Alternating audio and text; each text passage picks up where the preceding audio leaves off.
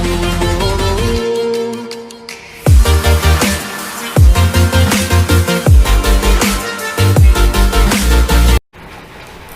तो प्यारे बच्चों, आज जो हम टॉपिक पढ़ने जा रहे हैं वो 9th क्लास का फर्स्ट चैप्टर हिस्ट्री का है, द फ्रेंच रेवोल्यूशन। इसका हम सबसे पहला टॉपिक पढ़ेंगे, the French society during the late 19th century.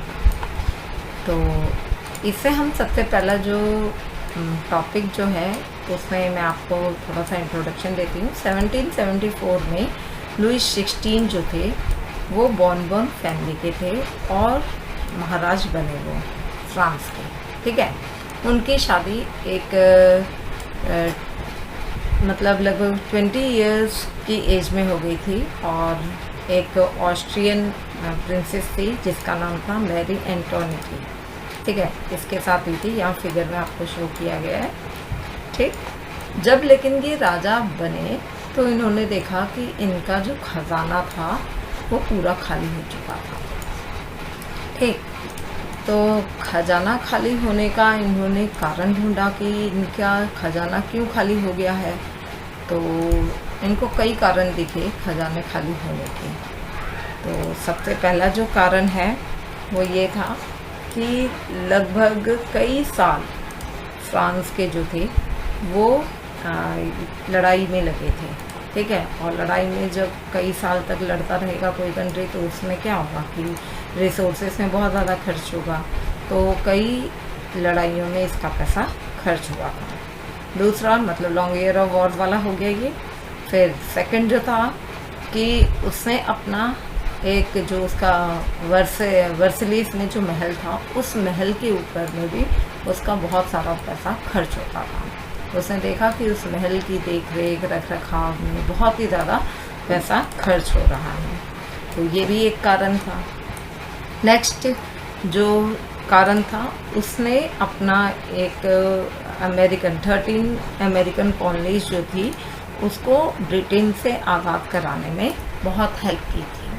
तो ब्रिटेन से आज़ाद कराने में जब हेल्प की थी तो उसमें क्या था कि उसने 1 बिलियन लेवर जो होता है तो वहाँ की करेंसी को कहा जाता है फ्रांस की। तो जैसे हमारे यहाँ रुपया होता है वैसे वहाँ पे लेवर होता है। तो 1 बिलियन लेवर उसने उधार लिया था। अब जिनसे उसने उधार लिया था तो उन लोगों ने इसके ऊपर इंटरेस्ट रेट जो रखा वो 10% का रखा, ठीक है। 10% इंटरेस्ट रेट रखा। तो 10% इंटरेस्ट रेट से ये जो 1 बिलियन लेवर जो था ये 2 बिलियन लेवर में कन्वर्ट हो गया, ठीक। तो इस हिसाब से क्या हुआ कि बहुत ज़्यादा पैसा उसका खर्च हो रहा था। इसके अलावा उसने ये भी देखा कि और भी कई खर्च थे और भी कई जगह में उसके एक्सपेंसेस हो रहे थे, जैसे कि उसको अपनी आर्मी को मेंटेन करने के लिए भी खर्च कर रहा था वो, कोर्ट के ऊपर गवर्नमेंट को चलाने के लिए, यूनिवर्सिटीज़ कॉलेजेस, ठीक है, इन सब के ऊपर भी उसने बहुत ज़्यादा पैसा खर्च किया था।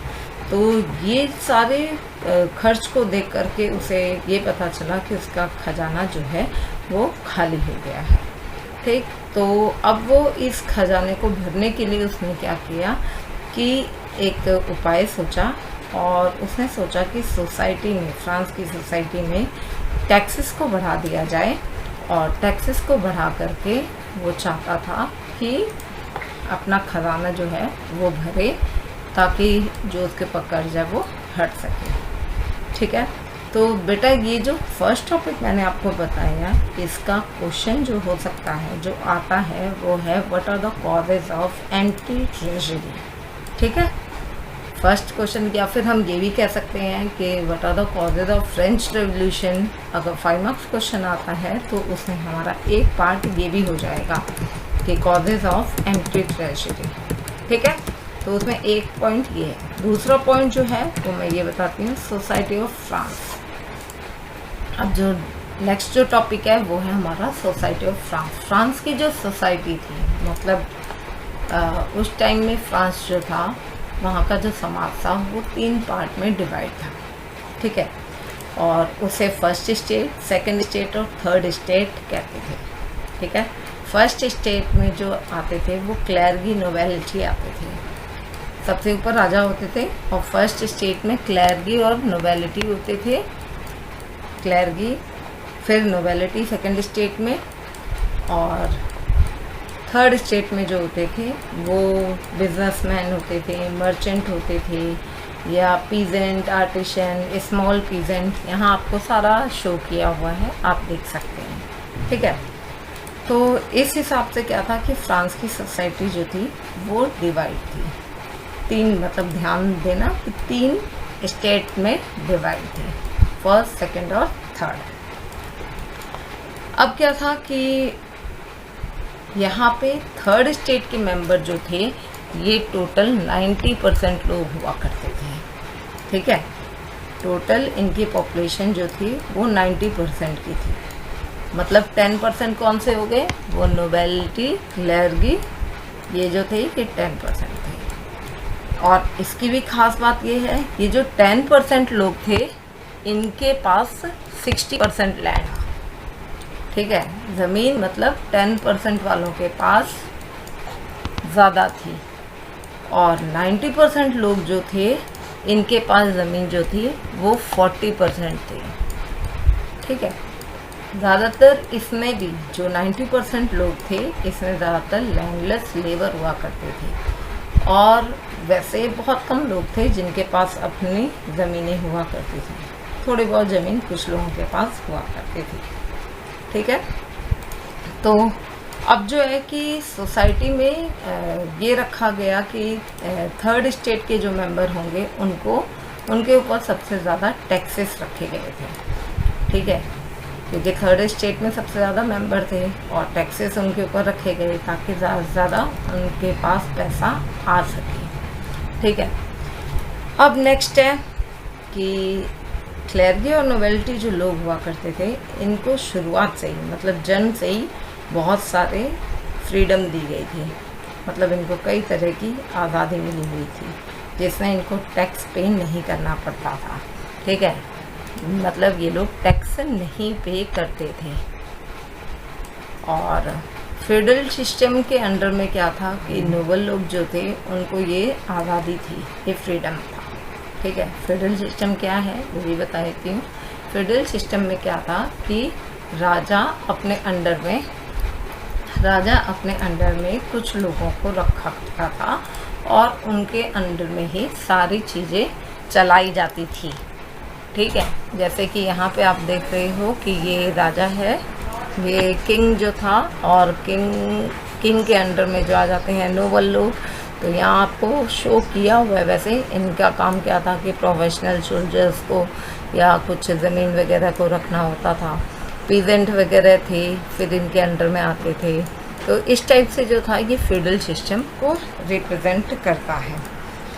ठीक है, तो अब जो था पीजेंट वगैरह के ऊपर जो थे, आप लोगों को पता ही है कि मैंने अभी बताया कि टैक्सेस जो थे वो बहुत ज़्यादा पे करना पड़ता था। ठीक, तो ये फेडरल सिस्टम में भी ये जो नोबल और क्लर्गी लोग थे इनको फ्रीडम मिली हुई थी।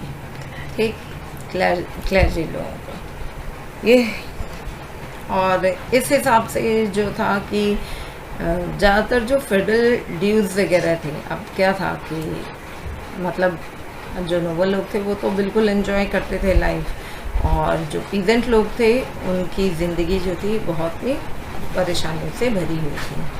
पीजेंट लोग जो थे वो उनका जो काम होता था वो लैंडलॉर्ड्स के अंडर में काम किया करते थे। किसान, जो छोटे किसान जो होते थे वो बड़े बड़े ज़मींदारों के अंडर में काम किया करते थे। ठीक है, और कई बार वो उनके घरों में भी काम करते थे, और रोड वगैरह बनाने का काम भी इन्हीं का होता था। आर्मी में भी काम करने, मतलब आर्मी में भी यही लोग काम करने के लिए जाया करते। इस तरीके से थर्ड स्टेट के मेंबर जो थे वो काम करते थे। अब है नेक्स्ट जो टॉपिक है वो टैक्सेस।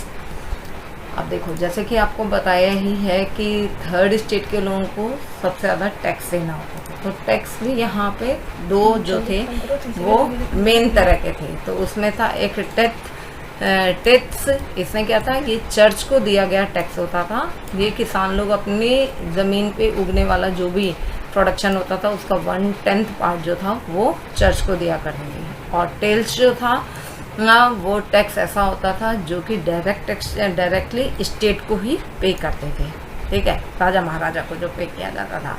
इसके अलावा इनडायरेक्ट टैक्स भी कई होते थे जो डेली के सामान के ऊपर दिया जाता था, जैसे कि सॉल्ट था और टोबैको था। तो ये जो डेली कंजम्पशन वाली चीज़ें थी इनके ऊपर भी टैक्सेस जो थे वो रेज होते थे, क्योंकि सॉल्ट का यूज़ तो चाहे कोई भी हो वो सभी करते थे।